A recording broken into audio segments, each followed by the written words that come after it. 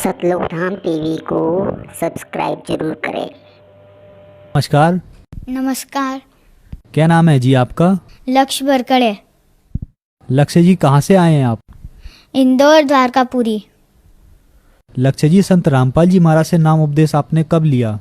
हमने संत रामपाल जी महाराज से 7 अप्रैल 2017 में ली। संत रामपाल जी महाराज की शरण में आप कैसे आए?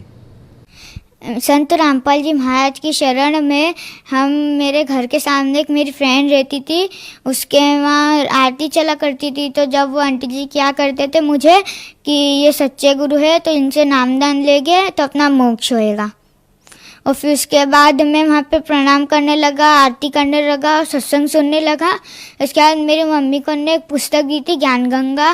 फिर उसके बाद है ना मेरी मम्मी को भर्ती करा था अस्पताल में। तो मैंने ना वहीं पे बेड पे गुरुजी से अरदास लगाई थी कि मेरी मम्मी की तबीयत सही हो जाए। फिर उसके 2-3 दिन बाद मेरी मम्मी की तबीयत सही हो गई और मेरी मम्मी घर आ गई। आपकी मम्मी को क्या हो गया था?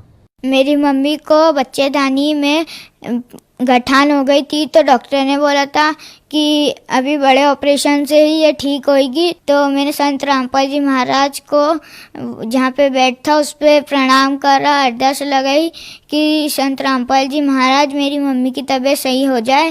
फिर इसके एक दिन बाद फिर गुरुजी वो डॉक्टर ने आके बोला कि आपका काम हो गया, 2 दिन बाद आपकी छुट्टी हो जाएगी अस्पताल से। फिर उसके बाद हम घर आए। फिर उसके बाद है ना 1 महीने बाद मेरी मम्मी और मेरे पापा और हम सब ने नामदान ले लिया संत रामपाल जी महाराज से।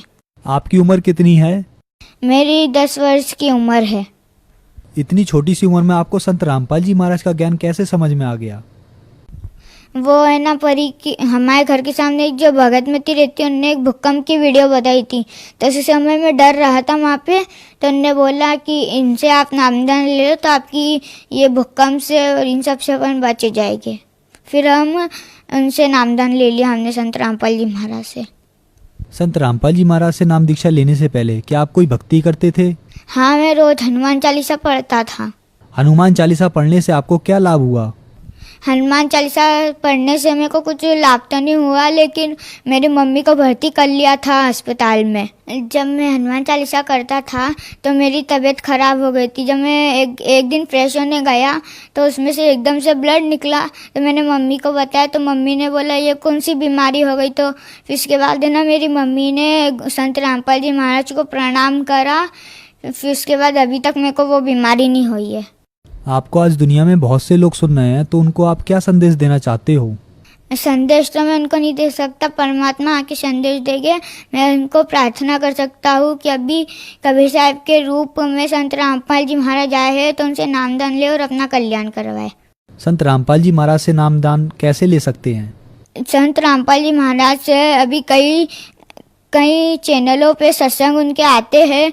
तो नीचे एक पट्टी आती है, उस पर फ़ोन नंबर आते हैं, तो उनसे कॉल करके आप नामदान ले सकते हैं। क्या आपको पता है कि संत रामपाल जी महाराज आज जेल में हैं? हाँ, मेरे को मालूम है। तो आपको ये नहीं लगता कि संत रामपाल जी महाराज आज जेल में हैं, आपने उनको अपना गुरु बना लिया, कुछ गलत किया? नहीं, वो गुरु है, उनको जेल में नकली अपराध में डाला गया है। ये सब धर्म गुरुओं ने हमारे पूर्ण परमात्मा को नकली आरोप लगा के जेल में डाल दिया है। अभी तो उनके 2 केस बली भी हो गए हैं। जल्दी से जल्दी वो पूर्ण परमात्मा अभी बाहर आ जाएंगे जेल से। पूर्ण परमात्मा आप किसे कह रहे हैं? संत रामपाल जी महाराज को। धन्यवाद। सच्चा है।